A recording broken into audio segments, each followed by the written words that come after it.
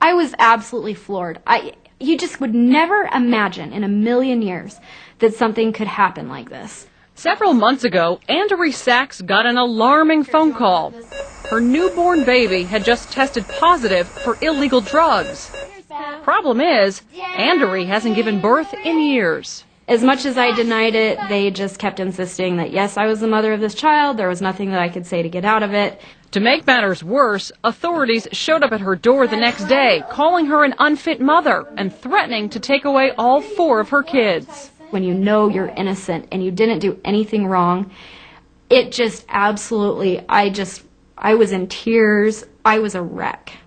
Turns out, Andrea was the victim of medical ID theft. Someone had stolen her driver's license, walked into a hospital, and had a baby, leaving Andrea with a $10,000 bill and a fight to clear her name.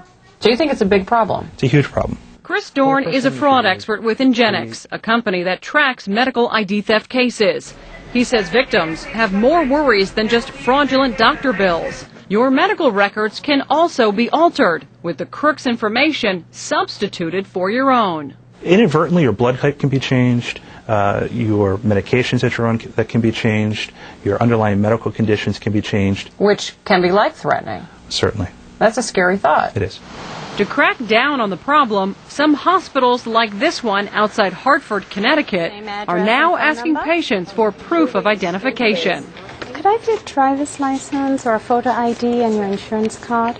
Administrators say the policy went into effect after a rash of medical ID thefts, and it's working.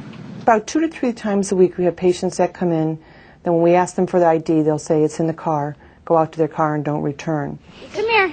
Andrea Sachs says her fraud case wreaked havoc on her life. She had to take a DNA test to prove she wasn't the mother of the drug-addicted baby, and she fears the long-term damage that may have been done to her medical records.